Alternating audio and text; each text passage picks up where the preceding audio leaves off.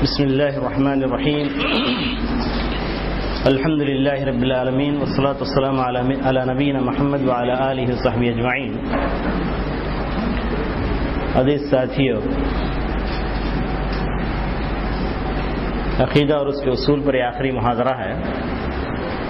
جو چیزیں باقی رہ گئی ہیں ان پر اختصار کے ساتھ روشنی ڈالنے کی کوشش کروں گا. مراتب الدین،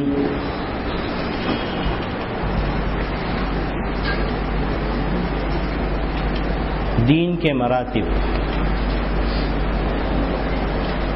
اس سلسلے میں قرآن مجید کی آیت اور پیارے نبی صلی اللہ علیہ وسلم کی حدیث دلیل ہے.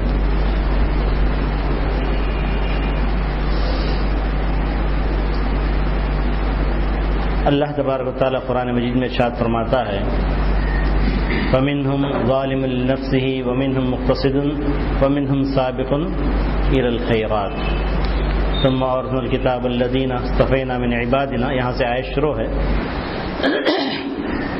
اللہ تبارک و تعالیٰ نے یہود و نصارہ کے بعد یا اگلی امتوں کے بعد امت محمدیہ کو پسند کیا اور انہیں کتاب کا وارث بنایا، یعنی ساری کتابوں کا وارث بنایا. مطلب ہے کہ جتنی کتابیں اللہ تعالیٰ نے اب تک قرآن مجید کے نازل ہونے تک نازل فرمائی ہیں، ان تمام کتابوں کا خلاصہ قرآن مجید میں اللہ تعالیٰ نے نازل فرمایا اور اس کتاب کو امت مسلمہ پر نازل فرما کر پوری کتابوں کا وارث بنا دیا. ساری کتابوں کا خلاصہ اس کے اندر آ گیا اور ساری کتابیں منسوخ کر دی گئی. یہ قرآن مجید ہے. قرآن مجید پر ایمان لانے والوں کے اللہ تبارک و تعالی مراتب بیان کی. وَمِنْهُمْ ظَالِمٌ لِنَفْسِهِ وَمِنْهُمْ مُقْتَصِدٌ وَمِنْهُمْ سَابِقٌ إِلَى الْخَيْرَاتِ. یہ تین مراتب ہیں اور اسی کو حدیث جبرائیل میں نبی کریم صلی اللہ علیہ وسلم نے الاسلام، الایمان، الاحسان کے نام سے یاد کیا. تو اس طریقے سے دین کے مراتب یہ تین ہیں: اسلام، ایمان اور احسان. تو یہ اپنی جگہ دین اسلام کا مکمل تعارف بھی ہیں، اپنی جگہ مراتب بھی. وہ کیسے؟ جب اسلام کہتے ہیں پورے دین کو شامل ہے، اسلام کا لفظ استعمال کرتے ہیں تو پورے دین کو شامل ہے. الایمان کہتے ہیں تب بھی پورے دین کو شامل ہے. الاحسان کہتے ہیں پورے دین کو شامل ہے. یعنی دین اسلام کا ایک نام اسلام بھی ہے، ایک کا نام ایمان بھی ہے اور ایک نام اس کا احسان بھی ہے. دین اسلام کا ایک نام اسلام بھی ہے، دوسرا ایمان بھی ہے اور تیسرے احسان بھی ہے. اگر اس کو ایک جگہ اکٹھا کر دیا جائے تو ان کے الگ الگ معنی ہو جاتے ہیں اور ان تین الفاظ کو الگ الگ اگر ذکر کریں تو پورے دین کو شامل. اگر ایک جگہ کر دیے جائے تو یہی تین چیزیں مراتب دین بن جاتے ہیں. بات سمجھ میں آئی ہے؟ ہمارے دین کا نام اسلام، ایمان اور احسان. اسلام کہتے ہی پورے دین کو شامل ہے، جتنا دین قرآن و حدیث میں نازل کیا گیا ہے پورے دین کو شامل ہے. الگ سے الایمان کہتے ہیں تو پورے دین کو شامل ہے. احسان کہتے ہیں پورے دین کو شامل ہے. یعنی ہمارے دین اسلام کے اندر سلامتی، امن ہے اور حسن ہے. سلامتی ہے، امن ہے اور حسن ہے. ان تین چیزوں کا مجموعہ دین اسلام. بتائیے دنیا والوں، ہمارے دین کا جو نام رکھا گیا ہے اسی کے اندر ساری دنیا کے لیے سلامتی ہے، ساری دنیا کے لیے امن ہے اور ساری دنیا کو بہترین طریقہ یہ دین سکھاتا ہے. حسن بھی ہے اس کا.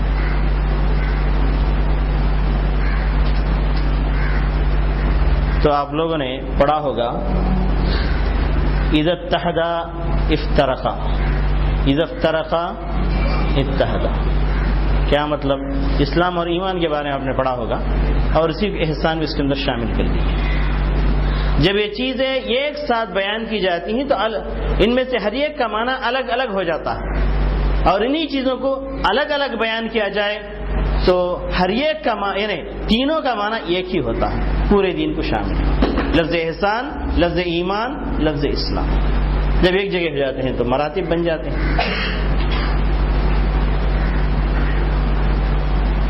تو سب سے پہلے مراتب کو ہم سمجھیں گے۔ فَمِنْهُمْ ظَالِمٌ لِنَفْسِهِ وَمِنْهُمْ مُقْتَصِدٌ وَمِنْهُمْ سَابِقٌ إِلَى الْخَيْرَاتِ۔ اسلام یہ پہلا مرتبہ ہے، دین اسلام کو اگر کوئی آدمی اختیار کرتا ہے تو سب سے پہلے اسلام کے مرحلے میں داخل ہوگا۔ قالت الاعراب آمنا قل لم تؤمنوا ولكن قولوا اسلمنا۔ دین اسلام میں قدم رکھتے ہی کہیں کوئی شخص یہ نہ دعویٰ کر دے کہ میں مومن ہوں، میں محسن ہوں، اس کو پہلے کہنا چاہیے کہ میں مطیع و فرما بردار ہو گیا، دین اسلام کے اندر میں آ گیا۔ کیونکہ لا الہ الا اللہ یہ دروازہ ہے، لا الہ الا اللہ دروازہ ہے، لا الہ الا اللہ محمد رسول اللہ یہ دین اسلام کا دروازہ ہے۔ صبح سے دو محاضرات جو یہ تھے، لا الہ الا اللہ پر پھر محمد رسول اللہ پر، یہ دونوں محاضرے صرف ہم نے اس کے دروازے کا تعارف کروایا، دین اسلام کے دروازے کا ہم نے تعارف کروایا۔ دروازے سے اندر داخل ہوتے ہیں تو ایک پورا ایک محل ہے، یہ ہے دین اسلام، اور داخل ہونے کے بعد اس کے اندر پھر منازل ہیں۔ پہلی منزل اس کا نام رکھا جائے گا اسلام، دوسری منزل اس کا نام رکھا جائے گا ایمان، تیسری منزل اس کا نام رکھا جائے گا احسان۔ تو سب سے پہلے اسلام، پہلا مرتبہ اسلام، اس کے بارے میں قرآن مجید کی آیت دلالت کرتی ہے، قالت الاعراب آمنا قل لم تؤمنوا ولكن قولوا اسلمنا۔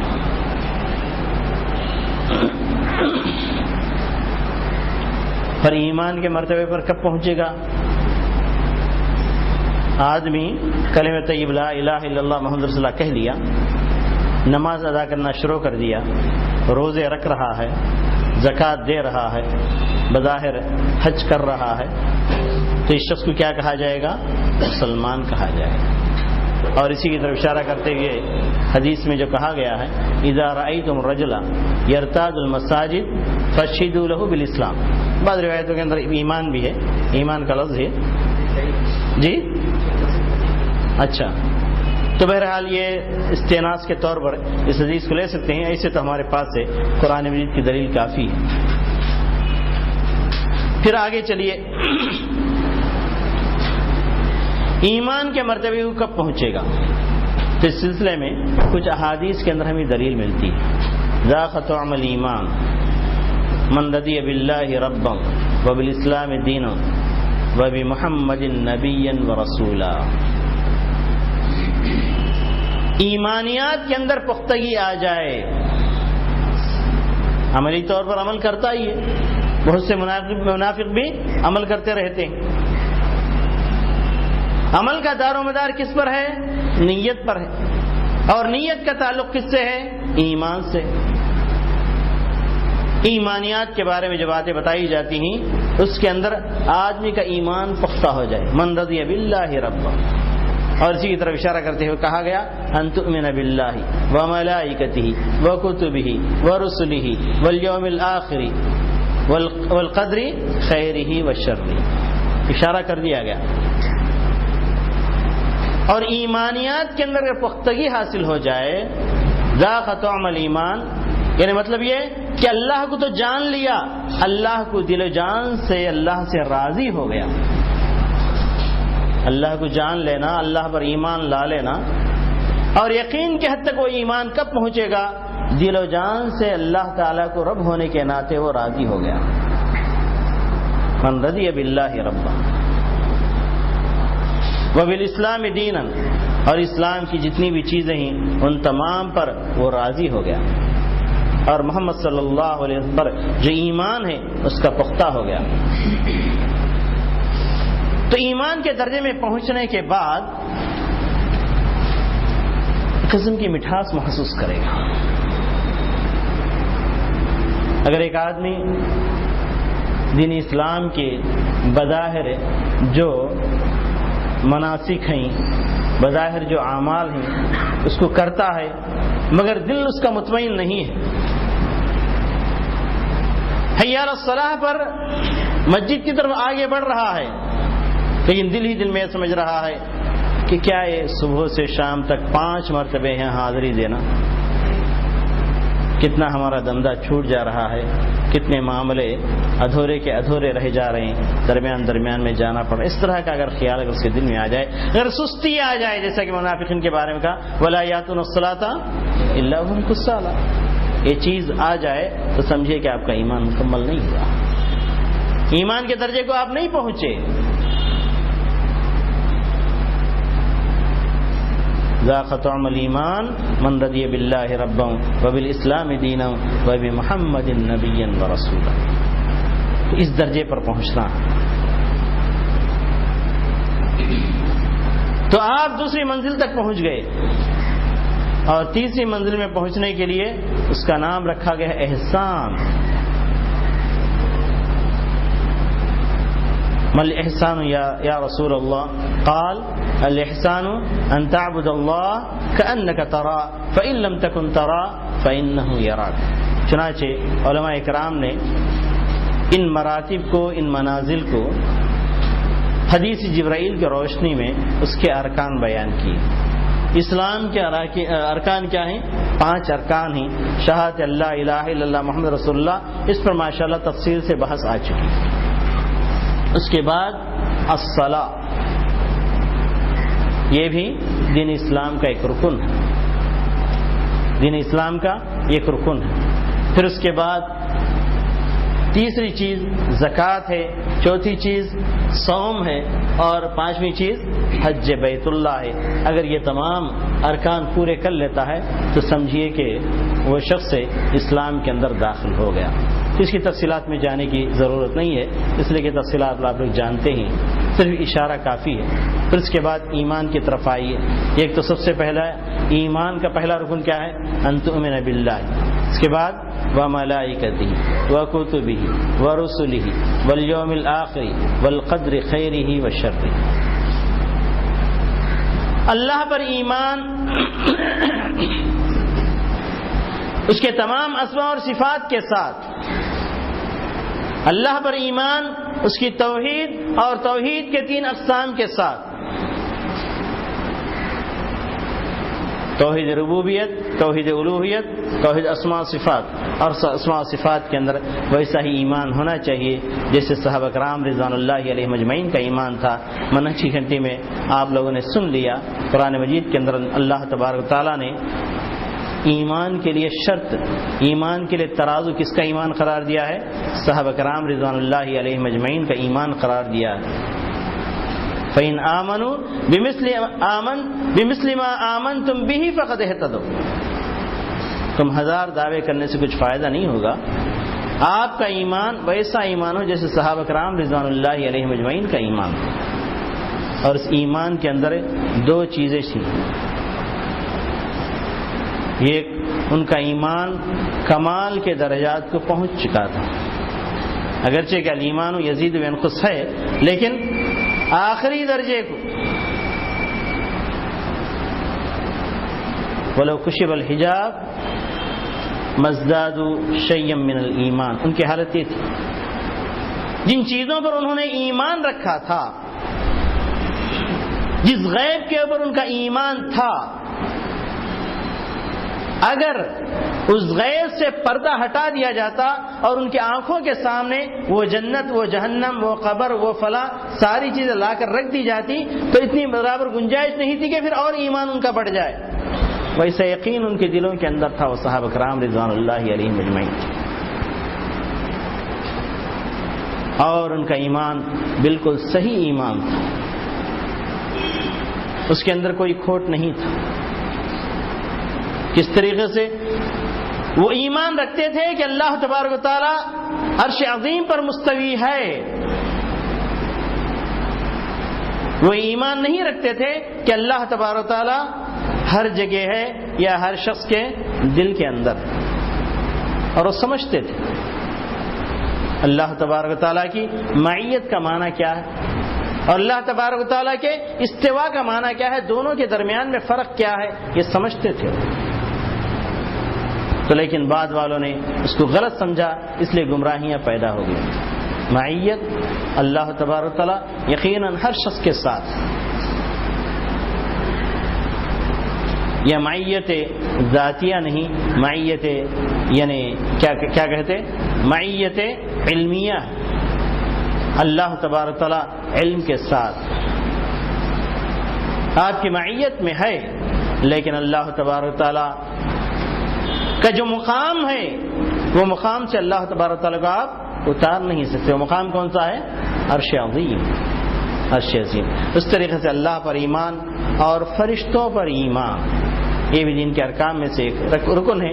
لوگ سمجھتے ہیں کہ فرشتوں پر تو ایمان رکھنا ہے چاہے جیسا بھی ایمان ہو، جیسا کہ کچھ لوگوں نے کہا کہ کواکب حقیقت میں یہی فرشتے ہیں، کواکب جو ہیں یہی فرشتے ہیں۔ اللہ تعالیٰ نے اپنے اعمال کو، اپنے کاموں کو جو کواکب ہیں ان کے اندر یعنی تقسیم کر کے رکھ دیا ہے، اور اسی کا اثر ہے دنیا کے اندر تمام معاملات ہو رہے ہیں۔ چنانچہ کواکب کی پوجا کرنے والے کرتے ہیں، اور بعض لوگوں نے تو اس بارے میں کتابیں ہی لکھ ڈالی۔ قرآن الصفا اٹھا کر دیکھیے، اللہ تعالیٰ نے کواکب یعنی ملائکہ کہا ہے، حقیقت میں ملائکہ کواکب کا دوسرا نام ہے۔ اور پھر اس کے بعد دنیا کے اندر جتنے تصرفات ہوتے ہیں ان تمام کو انہوں نے ایک ایک کوكب، جیسے زحل ہے، فلاں ہے، فلاں ہے، عطارد ہے، وغیرہ وغیرہ جو کواکب ہیں ان میں تقسیم کر کے رکھ دیا کہ اللہ تبارک تعالیٰ ان کے حوالے تمام معاملات کر دیا ہے، اور ان کی وجہ سے دنیا کے اندر اثرات ہو رہے ہیں۔ وہیں سے علم نجوم کی پیدائش وہیں سے ہوئی۔ اور کچھ لوگوں نے کہا کہ ملائکہ سے مراد یعنی انسانوں کے دلوں کے اندر اچھے جذبات ہیں، شیاطین سے مراد برے جذبات ہیں۔ نہیں، یہ ایمان نہیں۔ وہ مستقل مخلوق ہے، جیسے انسان کو اللہ تبارک تعالیٰ مٹی سے بنایا، شیطان کو اللہ تبارک تعالیٰ، جن کو اللہ تبارک تعالیٰ جیسے نار سے بنایا، تو اسی طریقے سے نور سے کس کو بنایا؟ اللہ تبارک تعالیٰ نے ملائکہ کو بنایا۔ اور اللہ تبارک تعالیٰ نے ملائکہ کی طبیعت یہ بتائی ہے کہ یفعلون ما یؤمرون لا یعصون اللہ، اللہ تبارک تعالیٰ کی معصیت کبھی نہیں کریں گے، صرف اللہ تعالیٰ کی اطاعت ہی کرتے چلے جائیں گے۔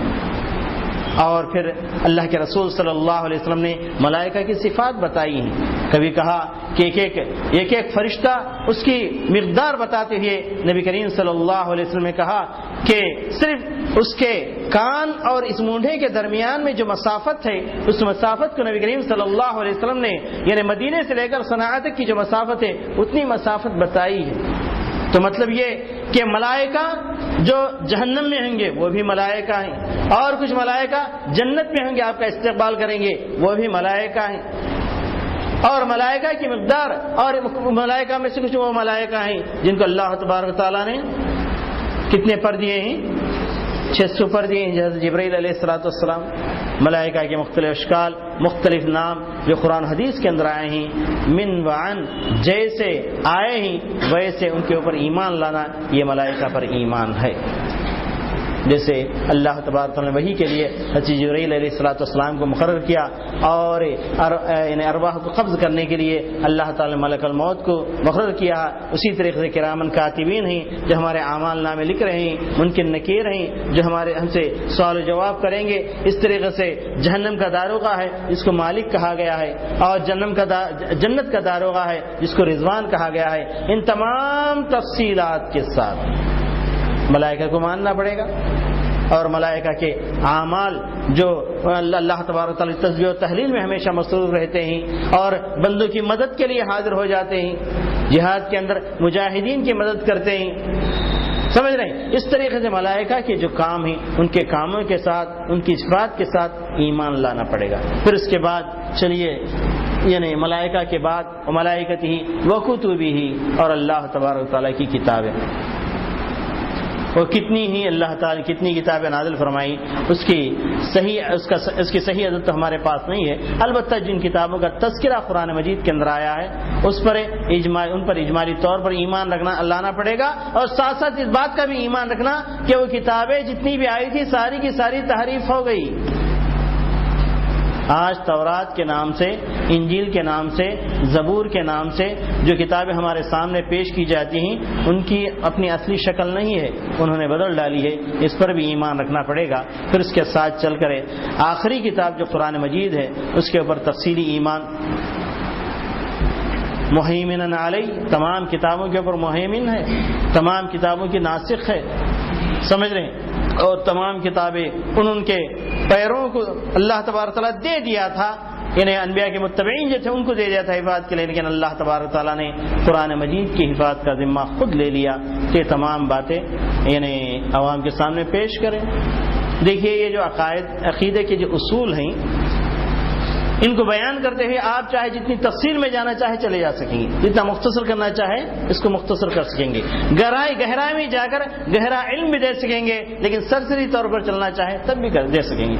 اور یہی موضوع اور انہی نکات کے ساتھ میں نے 3 محاضرات کے اندر پینمپیٹ میں جو بچوں کا یعنی سمر کیمپ مقرر تھا اس کے اندر میں نے دیا تھا، لیکن اس کے اندر یہ گہرائی تک یعنی سرسری طور پر میں بتا دیا۔ تو آپ کو یہ منہج جو دیا جا رہا ہے، منہج پر کس طریقے سے اس کو نبھایا جائے اور کس طریقے سے اس پر روشنی ڈالی جائے، یہ چیز بتائی جا رہی ہے تاکہ آپ بھی چل کرے عوام کے سامنے یا دعات کے سامنے یا نوجوانوں کے سامنے یہ مسائل پیش کر سکے۔ تو یہ منہج ہے ہمارا اور یہ اصول ہیں، ان اصول سے بڑھ کر اور کوئی اصول نہیں ہے، لیکن ان کے اندر کبھی گہرائی تک پہنچنا پڑتا ہے، کبھی سرسری طور پر باتیں بتانا پڑتا ہے۔ وَكُتُبِهِ وَرُسُلِهِ، اور رسولوں کے بارے میں یہودیوں نے رسولوں کے ساتھ جیسے سلوک کیا اس کو بتاتے ہوئے دین اسلام کے اندر رسولوں کا جو تقدس ہے، رسولوں کا جو مرتبہ ہے وہ بتانا پڑے گا، کیونکہ یہود و نصارہ کے پاس نبی کی کوئی حیثیت نہیں، نبی کی کوئی حیثیت نہیں۔ انہوں نے بڑے بڑے انبیاء کرام کو نبوت سے نکال دیا اور ہر غیرے کو نبوت کا یعنی تاج ان کے اوپر رکھ دیا۔ آج بھی یہودیوں کے ہاں، اسرائیلیوں کے ہاں ایسے مدارس ہیں، مدرسۃ النبوہ ان کو کہا جاتا ہے، اس مدرسے میں داخل ہو نکلو تو نبی بن کر نکل جائیں گے۔ آج بھی ان کے ہاں مدارس موجود ہیں، یعنی وہاں ان کے ہاں نبوت سے مراد آئندہ کی باتیں بتانے والے، نبوت یا تنبؤ سے نکلا ہوا ہے، تو یہ تنبؤ کے معنی کیا ہے؟ آئندہ ہونے والی باتیں بتانے والے۔ ہر نجومی ان کے ہاں نبی ہے، ہر نجومی نبی ہے، ہر کاہن نبی ہے، اور اسی طریقے سے ہر ساحر ان کے ہاں نبی ہے۔ یہ نبوت ہے یہود و نصارہ کے پاس، لیکن ہمارے پاس یہ نبوت نہیں ہے، بلکہ نبوت ایک موہبہ ہے، الہیہ ہے، یہ الہی نبوت ہے، اور یہ دو حیث یشاء اللہ تبارک تعالیٰ اس نبوت کو جہاں چاہتا ہے رکھتا ہے، لیکن نبوت کا سلسلہ ختم ہو چکا ہے۔ انبیاء کے بارے میں لوگوں نے افراط اور تفریط سے کام لیا، جیسے حضرت سلیمان اور حضرت داؤد علیہ السلام کو یہود و نصارہ کبھی بھی نبی ماننے کے لیے تیار نہیں۔ حضرت داؤد، حضرت سلیمان علیہ السلام کو کبھی بھی نبی ماننے کے لیے تیار نہیں، وہ تو کہتے ہیں کہ بادشاہ تھے، اور انبیاء کو ان لوگوں نے قتل بھی کیا اور انبیاء کو انہوں نے گالیاں بھی دی، سب کچھ کیا۔ تو اللہ تبارک تعالیٰ قرآن مجید میں یہودیوں کی یعنی صفات کو واضح طور پر بیان کر دیا ہے۔ اس سے ہٹ کر انبیاء علیہ السلام پر جیسا کچھ ایمان رکھنا ہے ویسا ہمیں ایمان رکھنا پڑے گا۔ اللہ تبارک نے ارشاد فرمایا آمن الرسول بما انزل الیہ من ربہ والمؤمنون کل آمن باللہ وملائکتہ وکتبہ ورسلہ، کیا ہوا؟ کل آمن باللہ وملائکتہ وکتبہ ورسلہ لا نفرق بین احد من رسلہ۔ یہاں ہے دلیل، انبیاء علیہ السلام میں نبی ہونے کی حیثیت سے کسی کو ہم نیچے نہیں بتائیں گے، بلکہ ان کے مراتب سب کے سب برابر ہیں۔ ہاں، اس کے اندر قرآن مجید کے اندر جو اولو العزم من الرسل جو کہا گیا ہے ان کا مرتبہ کچھ ہے، لیکن اس کی وجہ سے دوسرے انبیاء علیہ السلام کو حقیر نہیں بتائیں گے۔ یعنی یہاں ایک بات ہے یہ معلوم کرنے کی ضرورت ہے، وہ یہ کہ کسی بھی نبی کا مرتبہ بتاتے ہوئے دوسرے نبی سے مقابلہ نہیں کرنا چاہیے۔ نبی کریم صلی اللہ علیہ وسلم کے زمانے میں یہ یہودی کو مسلمان کے درمیان میں اختلاف ہو گیا، وہ کہتا تھا کہ ہمارے نبی بڑے ہیں اور یہ مسلمان کہتا کہ ہمارے نبی بڑے ہیں، دونوں مل کر پہنچ گئے پیارے نبی صلی اللہ علیہ وسلم کے دربار میں۔ نبی کریم صلی اللہ علیہ وسلم نے کہا لا تفضلونی علی یونس بن متى، یونس علیہ السلام جن کے بارے میں کہا جاتا ہے کہ وہ گھبرا کر نکل گئے، اولو العزم میں نہیں رہے، تو ان پر بھی مجھے فضیلت نہ دو۔ مطلب یہ کہ کسی نبی کو گراتے ہوئے، اس کی حیثیت کو گراتے ہوئے پیارے نبی صلی اللہ علیہ وسلم کو فضیلت دینا نہیں ہے، بلکہ انبیاء کے مراتب کو باقی رکھتے ہوئے کسی کا مرتبہ اللہ تبارک تعالیٰ اٹھا دیا ہے، کسی کو یعنی سید بنی آدمہ بنایا ہے قیامت کے دن، تو اس کا ذکر کرنا چاہیے، لیکن کسی نبی کے مرتبے کو گھٹاتے ہوئے نہیں۔ یہ انبیاء علیہ السلام پر ایمان رکھنے کا صحیح مقام ہے، اس کو سمجھنا چاہیے، اور یہ چیز غیروں کے سامنے کہنا چاہیے۔ تمہارے عیسیٰ ہیں، تمہارے موسیٰ ہیں، ان کے ساتھ ہم نے جو معاملہ کیا ایسا انصاف والا معاملہ کسی قوم نے نہیں کیا، اس لیے کہ یہ دین اسلام من عند اللہ ہے۔ تو یہاں پر بھی دین اسلام کی حقانیت کو سمجھنے کے لیے انہیں دلائل لوگوں کو مل جائیں گے، کتبہ ورسلہ والیوم الآخر۔ اور یاد رکھیے کہ آخرت یہ ہر انسان کے احساسات کا ایک جواب ہے، آخرت ہر انسان کے احساسات کا ایک جواب ہے، کیونکہ دنیا ہے، دنیا کے اندر آدمی دیکھ رہا ہے کہ یہاں پر انصاف نہیں مل رہا ہے، بڑے بڑے مجرم بچ جاتے ہیں اور بڑے بڑے یعنی معصوم لوگ سپڑ جاتے ہیں۔ تو یہاں پر انسان کو کبھی بھی اس کا پورا بدلہ نہیں مل رہا ہے، تو ہر انسان یہ کہتا ہے کہ ایک دن ایسا ہونا چاہیے فَمَن يَعْمَلْ مِثْقَالَ ذَرَّةٍ خَيْرًا يَرَى وَمَن يَعْمَلْ مِثْقَالَ ذَرَّةٍ شَرًّا يَرَى۔ ایک ایسا دن آنا چاہیے جہاں پر کوئی دھوکہ بازی نہیں، کوئی رشوت نہیں اور کوئی واسطہ نہیں، کوئی چیز کو وہاں پر کام نہیں دے گی، وہاں پر انصاف کرنے والا وہ مالک الملک ہوگا جو چھپے کھلے کو جانتا رہے گا، اور خود انسان کے اعضاء خود اس کے خلاف گواہی دیں گے اگر اس نے جرائم کیے ہوئے ہیں۔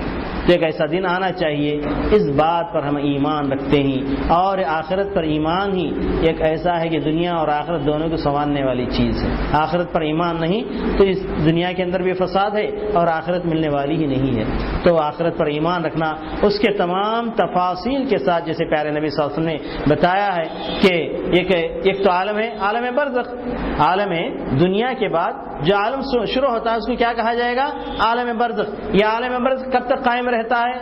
سور جب تک پھونکا نہیں جاتا اس وقت عالم برزخ ہر انسان کے اوپر طاری رہتا ہے جس کو موت آ گئی ہے۔ اذا مات الانسان فقد قامت قیامتہ، وہاں سے عالم برزخ اس کا شروع ہوتا ہے۔ قبر کے اندر اس کو عالم برزخ کہا گیا، اس کے اور ہمارے درمیان میں ایک پردہ حائل ہے، اور اس پر پورا یقین رکھنا چاہیے، پورا ایمان رکھنا چاہیے۔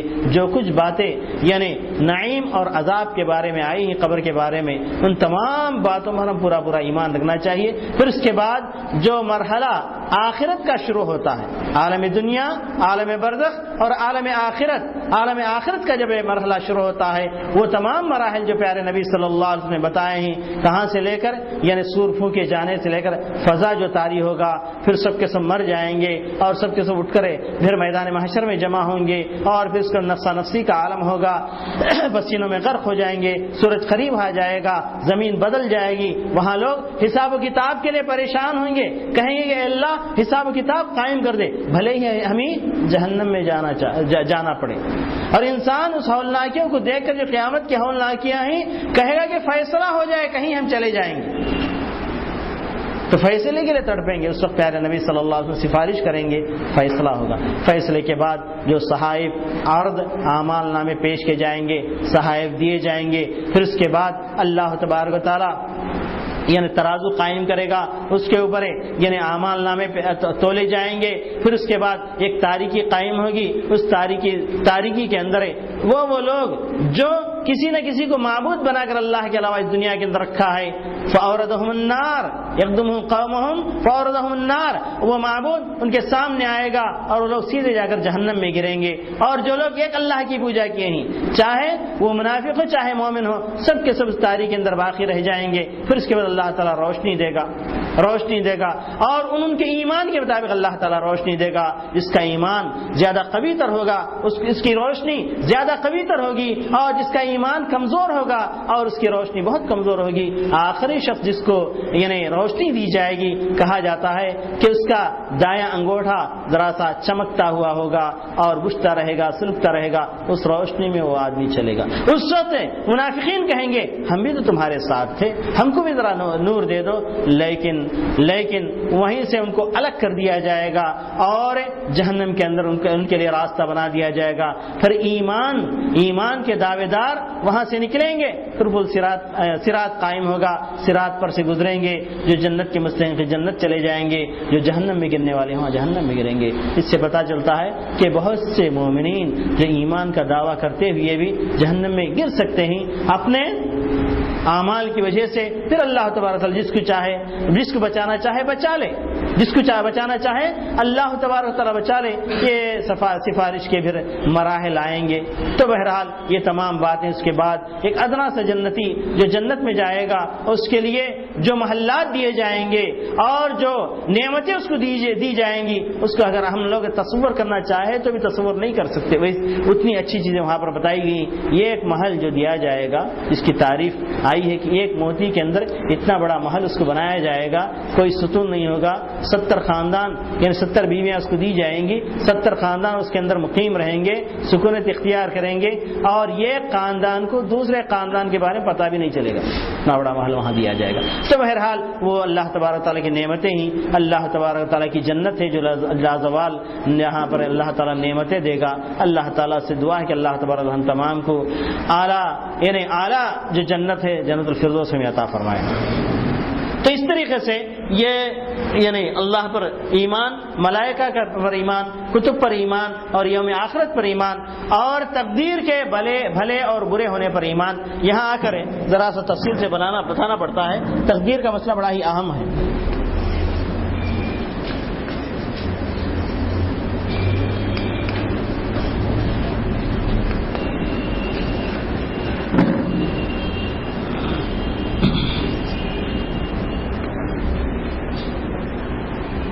اور ایک مرتبہ کیا ہے؟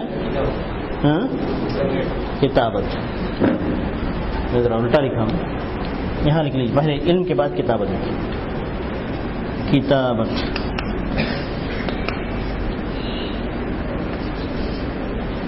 مشیت، خلق،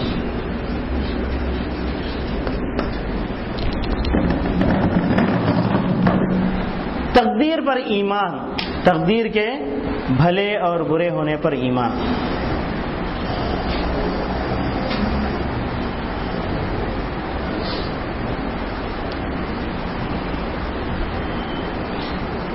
اس سلسلے میں مراتب بیان کیے گئے ہیں، اس کو مراتب قدر کہا جائے گا، یا کچھ لوگوں نے اس کو ارکان قدر بھی کہا ہے۔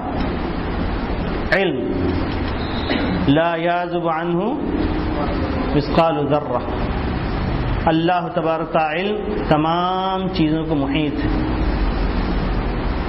کوئی چیز اس کے علم سے باہر نہیں ہے۔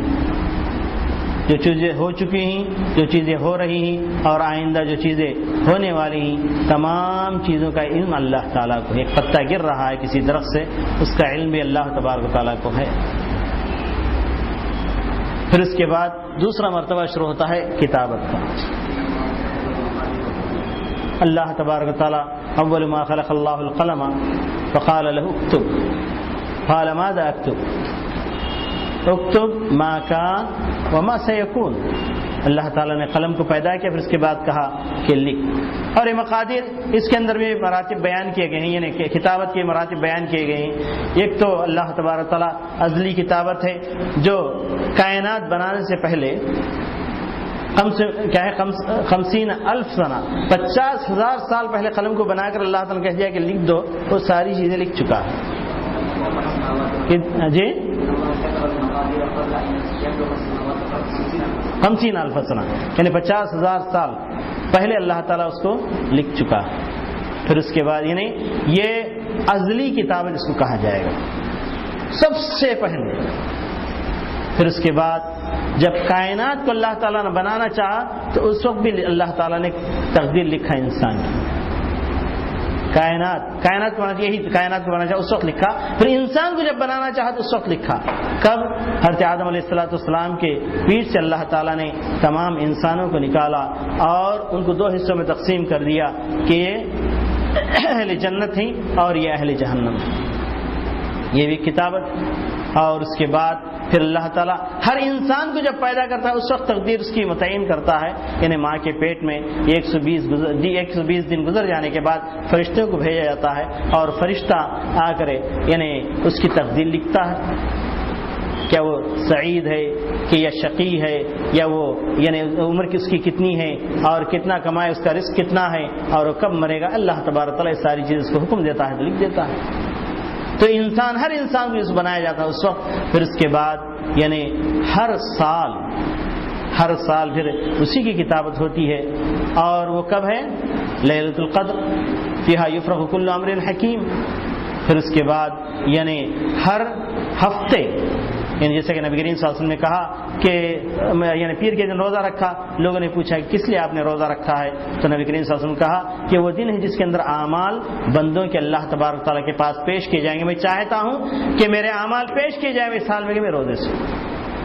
پھر اس کے بعد یعنی ہر دن اسی تقدیر کی تفصیل آتی ہے. یعنی جس وقت نماز عصر اور نماز فجر میں جو فرشتے بدلتے رہتے ہیں اللہ تبارک تعالیٰ کے پاس بندوں کے اعمال لے جا کر بتاتے ہیں. تو اس طریقے سے تفاصیل اس کے اندر آئی ہیں. ان تفاصیل اور یہ اصل تقدیر سے ہٹ کر نہیں ہوں گی. یہ تمام چیزیں اصل جو تقدیر ہے اللہ تعالیٰ نے قلم سے جو لکھوا کر رکھا ہے اس سے ہٹ کر نہیں ہوں گی, بلکہ اسی کی تفصیل مزید یقین آ جائے انسان کے لیے کوئی شک و شبہ باقی نہ رہے کہ اللہ تبارک تعالیٰ بغیر لکھے کے اور بغیر کتابت کے اللہ تبارک تعالیٰ ہمیں مواخذہ کرے گا. اس بارے میں کوئی شک باقی نہ رہے. اس لیے اللہ تبارک تعالیٰ اسی کی تفصیلات ان تمام چیزوں کے اندر اللہ تعالیٰ نے فرمائی ہے. پھر اس کے بعد مشیت, اللہ تعالیٰ کی چاہت کے بغیر کوئی کام اس دنیا میں اندر ہو نہیں سکتا. وما تشاؤون الا ان یشاء اللہ, وما تشاؤون الا ان یشاء اللہ. تو یہاں پر لوگ سمجھتے ہیں کہ انسان مجبور محض ہے. کچھ لوگ سمجھتے ہیں کہ انسان مختار کل ہے. ان دونوں کے درمیان میں تقدیر ہے. نہ انسان مختار کل ہے نہ مجبور محض ہے, بلکہ اللہ تبارک تعالیٰ نے خود انسان کے اعمال کو 2 حصوں میں تقسیم کر دیے. ایک حصہ انسان کے اعمال کا وہ ہے جس کے اندر اللہ تبارک تعالیٰ نے اختیار دے رکھا ہے, لیکن یہ اختیار اس تقدیر سے باہر نہیں ہے جو ازلی تقدیر ہے.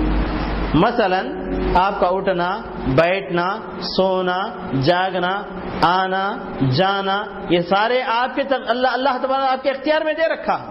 لیکن کچھ چیزیں ایسی ہیں جو اللہ تبارک تعالیٰ اس کے اندر آپ کو مجبور بنایا ہے. وہ کون سے اعمال ہیں؟ مثال کے طور پر آپ کھانا کھاتے ہیں, ہضم ہونا آپ کے اختیار میں نہیں ہے. آپ کسی ماں اور باپ سے پیدا ہوئے ہیں, یہ آپ کے اختیار میں نہیں تھا. آپ ایک شکل لے کر آئے, فی ای صورت ما شاء رکبک, اللہ تعالیٰ جس شکل میں آپ کو چاہا ڈال دیا, اور آپ چاہیں کہ نہیں مجھے یہ شکل نہیں چاہیے, فلاں شکل چاہیے, تو کیا ہونے والی چیز ہے کیا؟ تو یہاں پتہ چلتا ہے کہ جو لوگ مجبور محض کہتے ہیں ان کو بتانا چاہیے کہ اگر مجبور محض ہے تو آپ کی شکل آپ کے اختیار کے بغیر اس دنیا کے اندر آئی ہے, ویسے آپ کے سارے اعمال کے اندر آپ کو اللہ تبارک تعالیٰ مجبور محض بنا سکتا تھا. آپ اٹھنا چاہتے لیکن اٹھ نہیں پاتے, اٹھنا چاہتے اٹھ نہیں پاتے. کیوں؟ مجھے اس میں مجبور محض بنایا. لیکن اللہ تعالیٰ نے اختیار, اور جن چیزوں کے اندر اللہ تبارک تعالیٰ اختیار دیا, جن کاموں کے اندر اختیار دیا, اسی کے اندر اللہ تبارک تعالیٰ آپ کو مواخذہ فرمائے گا. ان چیزوں کے اندر نہیں جس کے اندر اللہ تعالیٰ آپ کو مجبور کیا. اور انہی چیزوں کو صحیح طور پر ادا کرنے کے لیے اللہ تبارک تعالیٰ شریعت بھی نازل فرمایا. کن کاموں کے لیے؟ جس کے اندر آپ کو اختیار دے رکھا ہے. تو یہاں پر آدمی نہ مجبور محض ہے نہ مختار کل ہے، بلکہ ساری چیزیں اللہ تبارک و تعالیٰ کے چاہنے سے ہوتی ہے. اس کو اللہ تبارک و تعالیٰ ان اعمال کو دو حصوں میں تقسیم کر دیا ہے، کسی کے اندر مجبور محض بنا دیا، کسی کے اندر اللہ تبارک اختیار دے رکھا ہے، اختیار دے رکھا ہے. تو پھر اس کے بعد مشیت، یہ اللہ تبارک و تعالیٰ کی مشیت. اور پھر اس کے بعد آخری چیز ہے کیا کہا گیا؟ خلق. اور ہر چیز کو پیدا کرنے والا اللہ تعالیٰ. دو ہی چیزیں، خالق ہے اور مخلوق، اس کے علاوہ تیسری کوئی چیز نہیں.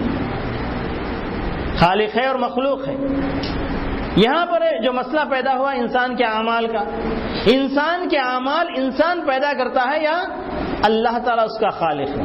اللہ تعالیٰ نے قرآن مجید کے اندر واضح فرما دیا خلقکم وما تعملون، تم ہی پیدا کیا، تمہارے اعمال کو بھی پیدا کر دیا اللہ تبارک و تعالیٰ.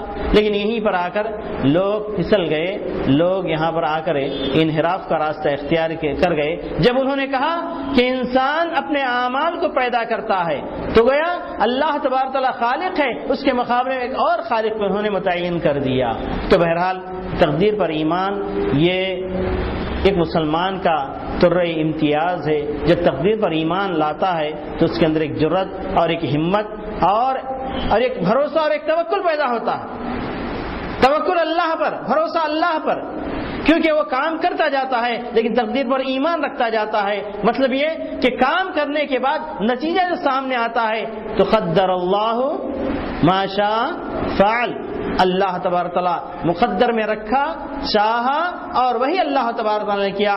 بڑا مطمئن انسان ہو جاتا ہے. لیکن جو لوگ تقدیر پر ایمان نہیں رکھتے وہ پریشان ہو جاتے ہیں، اور میں نے محنت کی ہے، میں نے سب کچھ لگا دیا ہے، اب میرا کچھ باقی نہیں رہا، اور یہ چیز کا نتیجہ ایسا ہونا چاہیے تھا، ایسا کیوں ہو گیا؟ اس کے بعد خودکشی اور تمام واقعات ہم سنتے ہی رہتے ہیں. تو یہ تمام باتیں ہیں جو اسلام کی حقانیت اور اسلام کی یعنی خصوصیت ان تمام چیزوں سے ہمارے سامنے واضح ہوتی ہے.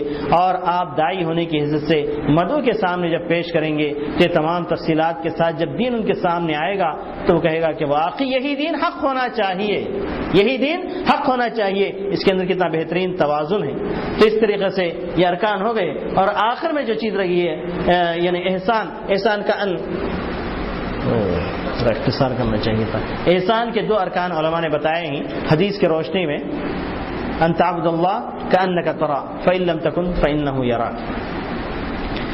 یعنی پہلے تو ہم یہ تصور کرنا چاہیے کہ ہم اللہ تعالیٰ کو گویا ہم اللہ تعالیٰ کو دیکھ رہے ہیں. تصور یعنی کأنک، لفظ کأنک کہا گیا اس لیے کہ انسان اس دنیا میں اللہ تعالیٰ کی آنکھوں سے دیکھ نہیں سکتا. وہ تو اللہ تبارک تعالیٰ آخرت میں اپنا دیدار نصیب فرمائے گا، لیکن دنیا میں تو وہ چیز نہیں ہے. اگر یہ تصور نہیں لا سکتے تو دوسرا رکن ہے، کم سے کم دوسرے رکن کے مستحق بن جاؤ. وہ کیا ہے؟ فَإِن لَمْ تَكُنْ تَرَى فَإِنَّهُ يَرَاكَ. تو یہاں پر ایک چیز میں بتانا اشارہ کرنا چھوڑ دیا. تو تقدیر کا انکار کرنے والوں کے لیے امام شافعی رحمۃ اللہ علیہ نے کہا کہ اگر کوئی تقدیر کا انکار کرے تو اس سے بحث و مباحثہ علم سے شروع کرو.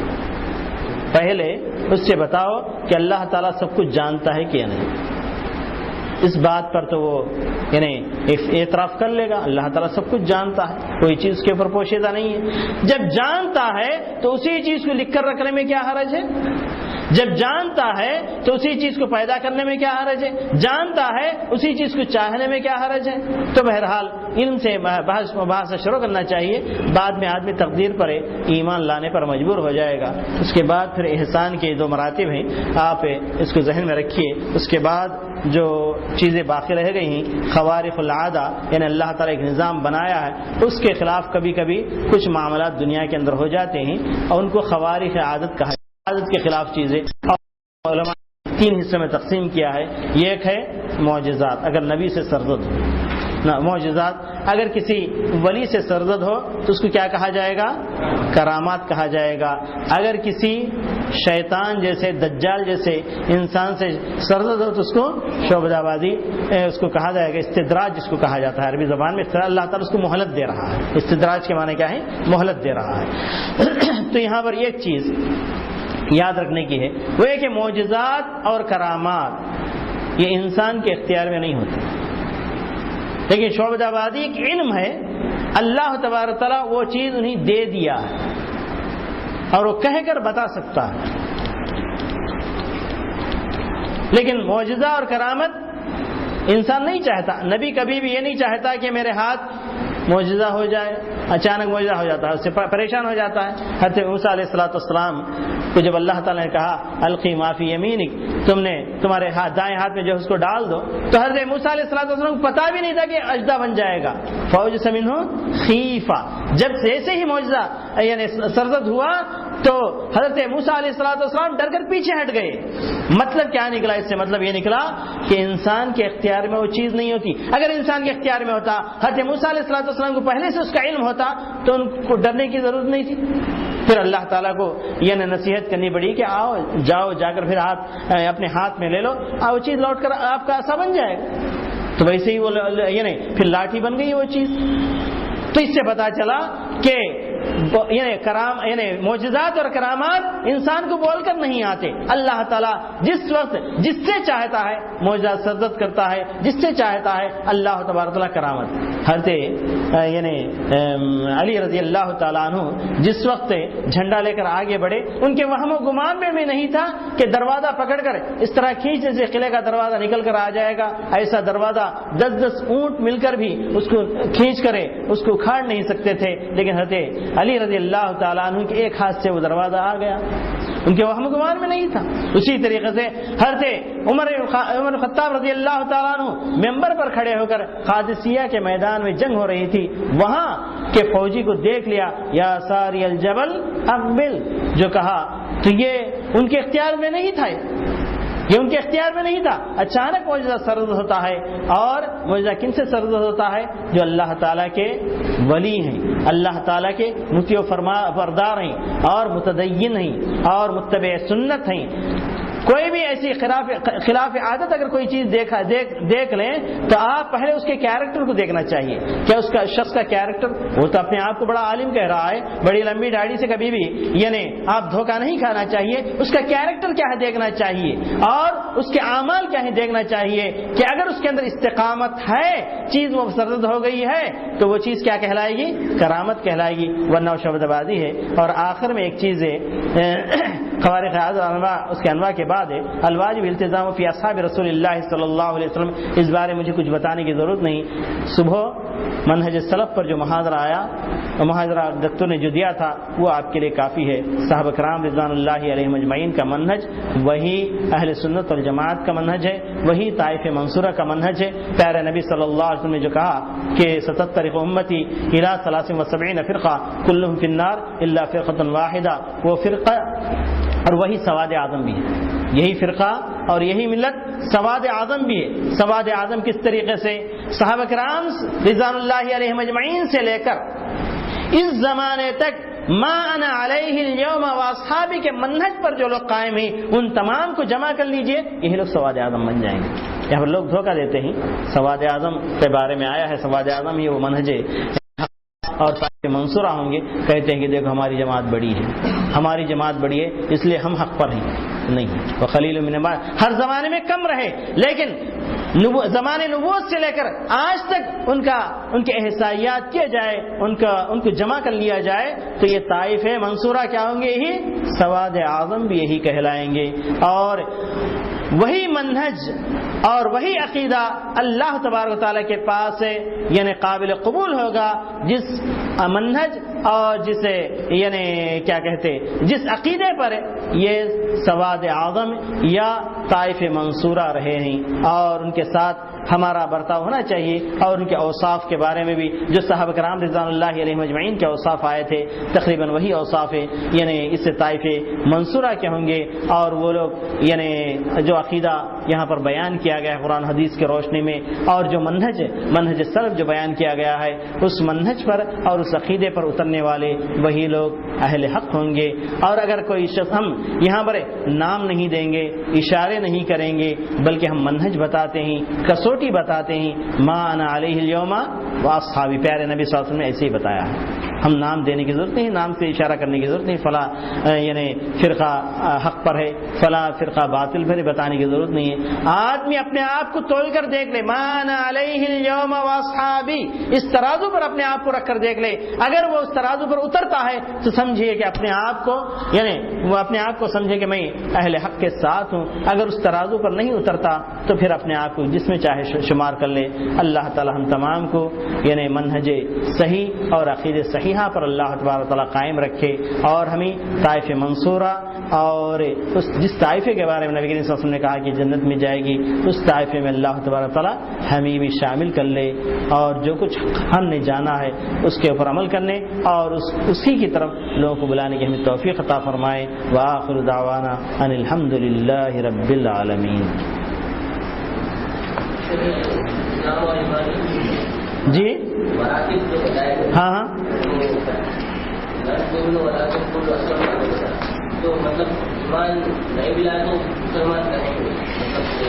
ایمان نہیں لانے کا مسئلہ نہیں یہاں، ایمان کے یعنی دین کے اس مرتبے تک پہنچنا جو ایمان کا مرتبہ ہے، ایمان کا مرتبہ ہے، مطلب ہے کہ ان کو معلوم رہے گا کہ اللہ ایک ہے، فرشتے ہیں، یہ ہیں، وہ ہیں، اتنا تو معلوم رہے گا، لیکن حقیقی جو ایمان اور یقین اس مرتبے کو نہیں پہنچے ہو، کیونکہ میں نے کہا نا کہ جب اسلام کو اگر لے لیں تو پورے دین کو، ایمانیات کو بھی شامل ہے، اس لیے میں سب سے پہلے یہی بات بتانے کی میں نے کوشش کی کہ اسلام پورے دین اسلام کا نام ہے، جب اسلام کہتے ہیں تو ایمانیت بھی اس کے اندر آ جائیں گی، لیکن وہ یقین کامل تک نہیں پہنچا، کمال تک نہیں پہنچا، یقین کامل ان کے اندر نہیں آیا، بات سمجھ میں آ رہی؟ جب وہ یقین تک وہ بات پہنچ جائے گی تو اس وقت ایمان کے مرتبے تک پہنچ جائیں گے۔ اور یاد رکھیے کہ یہ مراتب جو بیان کیے گئے ہیں، اس کا سب سے بڑا فائدہ یہ کہ ایک طرف ہے یہ کہا جاتا ہے کہ کوئی بندہ اس دنیا کے اندر مومن یا محسن ہونے کا دعویٰ نہیں کر سکتا، اور کسی کے بارے میں آپ بھی دعویٰ نہیں کر سکتے۔ ایک مرتبہ صحابہ کرام رضوان اللہ علیہم مجمعین کہیں جا رہے تھے تو ایک صحابی نے کہا کہ ہذا مومن اب وہ مسلم، پیارے نبی صلی اللہ علیہ وسلم نے کہا اب وہ مسلم کیوں نہیں کہتے ہو؟ کون مومن ہے، کون محسن ہے، اس کا فیصلہ کرنے والا کون ہے؟ اللہ تبارک تعالیٰ کا قیامت کے دن فیصلہ کرے گا۔ ہم کوشش کریں گے، اللہ سے دعا کریں گے اس مرتبے تک پہنچ، لیکن کوئی دعویٰ نہیں کر سکتا کہ میں مومن ہوں، میں محسن ہوں، یا کسی آدمی کو بتا کر نہیں کہہ سکتے کہ یہ مومن ہے، یہ محسن ہے، مسلم، ہم تمام کے تمام مسلمان۔ جی ہاں۔ اور دوسری بات، مراتب معلوم کرنے کے بعد آپ اگر اپنے آپ کو اللہ کے فضل سے یعنی اچھی یعنی ایمان کے اعتبار سے، اسلام کے اعتبار سے اچھی حیثیت میں دیکھ رہے ہیں تو دوسروں کو یعنی دین اسلام سے نکال بھی نہیں سکتے۔ ومنہم ظالم نفسہ، اللہ تعالیٰ کہا کہ کچھ طبقہ ہے جو اپنے آپ پر ظلم کرتے ہوئے بھی دائرہ اسلام کے اندر رہیں گے، تو ان کو بھی نصیحت کے ساتھ ان کو اپنے ساتھ لے کر چلنے کی آدمی کوشش کرے گا، اور اس بات کا اعتراف کرنا پڑے گا 3 مراتب رہیں گے، 3 مراتب کے لوگ رہیں گے۔ جی ہاں۔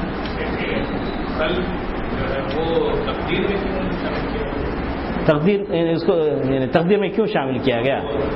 یعنی اعمال کی وجہ سے، اعمال کا تعلق تقدیر سے ہے، اعمال کا تعلق تقدیر سے ہے۔ اعمال کو کس نے پیدا کیا؟ کیونکہ مسئلہ اسی پر اٹھا ہے اور اسی پر لوگ گمراہ ہوئے ہیں۔ اعمال کو کس نے پیدا کیا؟ اگر اعمال کو کہتے ہیں کہ بندے نے پیدا کیا تو آپ ایک اور خالق کے قائل بن گئے، آپ شرک میں مبتلا ہو گئے۔ اس سے بچانے کے لیے خلق کو یہاں تقدیر کے اندر شمار کیا گیا۔ جی ہاں۔ اور تو انشاءاللہ آپ اس پر درس دے لے سکیں گے نا اپنے اپنے ہاں جا کر، ہاں، آسانی کے ساتھ۔ جی ہاں، اور یہ چیز آپ کو دے دی جائے گی۔ جی ہاں، نہیں مومن نہیں کہہ سکتا۔ جی جی ہاں، یعنی اس معنی میں مومن نہیں کہہ سکتا کہ میں دوسرے درجے پر پہنچ گیا ہوں، اس معنی میں مومن کہہ سکتا میں اسلام کے اوپر قائم ہوں، مومن کے درجے میں پہنچ گیا، اس معنی میں نہیں کہہ سکتا۔ جی انا مومن انشاءاللہ۔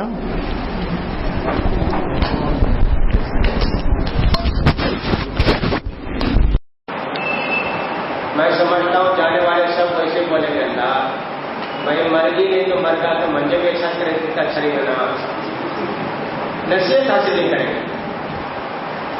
وہ جو رانی الزبتھ کی آئی تھی انڈیا کو وزٹ کرنے کے بعد تاج محل کو گئے، وہ بھی اس کا ہسبینڈ دونوں گئے تاج محل کو، انہیں ایلیجیبل بولے کرتے ہیں اس شور سے، اگر تو ایسا تاج محل بنایا تو میں ابھی مرنے تیار ہوں،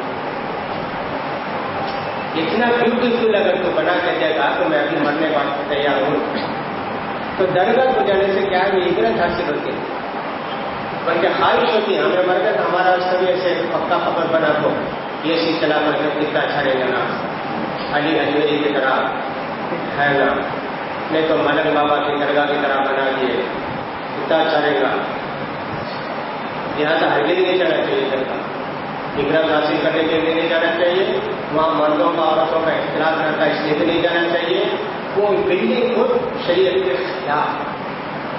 اب ایک آدمی پوچھے گا جب اللہ کے رسول کی قبر کے اوپر بھی بلڈنگ ہے نا، وہاں جا سکتے کیا؟ یہ پوچھ سکتا ہے نا. تو آپ بولے بلڈنگ ہے اس لیے نہیں جانا چاہیے، اللہ کے رسول صلی اللہ علیہ وسلم کی قبر شریف کی بلڈنگ ہی بنا ہے.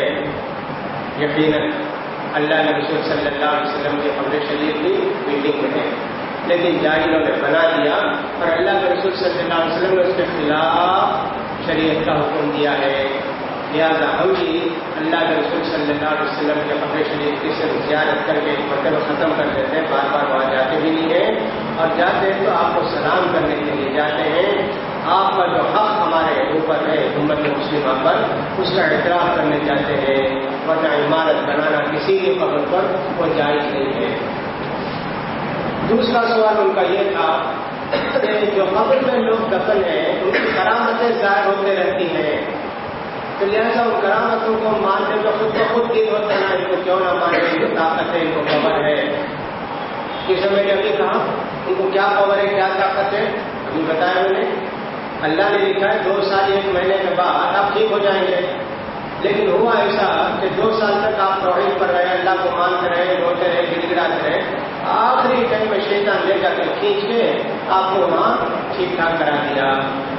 تو آپ سمجھ گئے کہ اسی نے ٹھیک ٹھاک کرایا. تو لہٰذا وہ ان کی کرامت نہیں، وہ تو اللہ کی مہربانی ہے، اللہ نے دینا تھا دیا، لیکن اس کو اپنے غلط جگہ کا استعمال کیا. اگر اسی کو سمجھ لیں کہ فائدہ پہنچے تو ان کو بڑا ماننا، تو میں سمجھتا ہوں کہ ہمارے کچھ پورے ایریا کے اندر تروپتی جو ہے وہ سب سے بڑا مندر ہے، اور سب لوگ اس میں لاکھ روپیہ ٹکٹ ڈال کے جاتے ہیں، ان کے کام پورے ہو گئے. یہ کام پورا ہوا، لاکھ روپیہ ڈال گیا، بولتا آئندہ سر اگر 50 کروڑ کا پیپر ہوا تو میں لا کر ابھی 10 لاکھ ڈالوں، دوسرے دن 10 لاکھ ڈالوں. 50 کروڑ کا 60 کروڑ کا پیپر ہوتا ہے، تو کیا اس کی وجہ سے مان لیں گے؟ نفع نقصان کی وجہ سے کسی کو ہم معبود نہیں بنا لیتے، لہٰذا ان کی کرامت نہیں. تو یہ صاحب کیا کرتے ہیں، ہم اولیاء اللہ کی عبادت نہیں کرتے، اولیاء اللہ سے دعا کرتے ہیں. کیا دعا کرتے ہیں؟ ہماری پریشانی دور کر دو، ہماری مصیبت دور کر دو، ہمارے آئی ہوئی آفت کو دور کر دو. اس دعا میں بھی عبادت میں بہت بڑا فرق ہے. لہٰذا آپ ہم کو مشرک مت بتائیے، ہم کو کافر مت کہیے، مشرک مت کہیے، ہم مسلمان ہیں. ہم کہیں گے کہ اللہ تعالیٰ نے تو حکم دیا ہے تو تم صرف اللہ کی عبادت کرو، اس کو اخلاص سے عبادت کرو. اور دعا عبادت کیونکہ اللہ کے رسول فرماتے ہیں دعا عبادت ہی نہیں، عبادت کا ایسنس ہے. سورہ فاتحہ میں کیا کرتا ہے، اہدنا الصراط المستقیم دعا کرتے نا، وہ دعا اگر کسی اور سے کریں تو وہ شرک ہوا نا. لہٰذا تمہارا یہ کہنا وہ عبادت کی اس سے پوچھیں گا اچھا عبادت کی قسمیں کیا کیا بتاؤ گی تمہیں نہیں عبادت تو نماز پڑھنا اتنا ہی معلوم کر تم نا، ہاں نماز پڑھنا نہیں میرے بھائی، عبادت کی بہت قسمیں. قرآن حدیث پڑھو گے تم کو عبادت کیا کیا ہے معلوم ہو جائے گا. نماز پڑھنا بھی عبادت ہے، دعا کرنا بھی عبادت ہے، اللہ کے لیے جانور کاٹنا بھی عبادت ہے. فصل کے لیے رکھنے کا ونہار، جب اللہ نے کہا ونہار اللہ ہی کے لیے قربانی کرو، قربانی کی عبادت ہے میرے بھائی.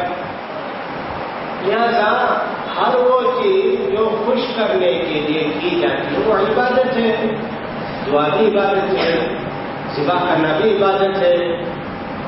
اگر اللہ کے لیے کام کرنا تم اگر کسی چیز کے لیے کرے، کسی ولی کے لیے کرے وہ شروع کرو. اللہ نے کہا اللہ ہی کے لیے نماز پڑھو، اللہ ہی کے لیے قربانی کرو. تم نے قربانی دی کہاں درگاہ میں لے جا کے، شرک ہو گیا نا. اللہ نے کہا اللہ کے لیے کرو تو تم نے درگاہ کے لیے کیا. اسی لیے آپ تفسیر کی کتابوں میں دیکھیں گے، اہل حدیث کی تفسیر ہو، حنفی علماء دیوبندی علماء کی تفسیر ہو، تو اس کے اندر سب لکھتے ہیں وما اہل بہ لغیر اللہ وما اہل لغیر اللہ بہ. اللہ کے علاوہ کسی اور کا نام لے کر کوئی جانور ذبح کیا جائے تو وہ حرام ہے. اس کی کیا شکل ہے علماء بتاتے ہیں. یہ جانور اپنے چھوڑ دیا شیخ عبد القادر جیلانی کے نام، محبوب سبحانی کے نام، سید احمد کبیر کے نام، کون بھی ایک ولی کے نام چھوڑ دیا. وہ 1 سال 2 سال کا موٹا تازہ ہوا، کون سی دکان میں گئے تو کھلاتے تھے پلاتے تھے، اسے ہاتھ بیٹھتے تھے، برکت حاصل کرتے تھے. بکرے کو ہاتھ رکھ کر ہاتھ میں سر میں رکھ کر برکت ملے گی. محبوب سبحانی کا بکرا ہے، احمد کبیر کی گائے ہے، اور ان کا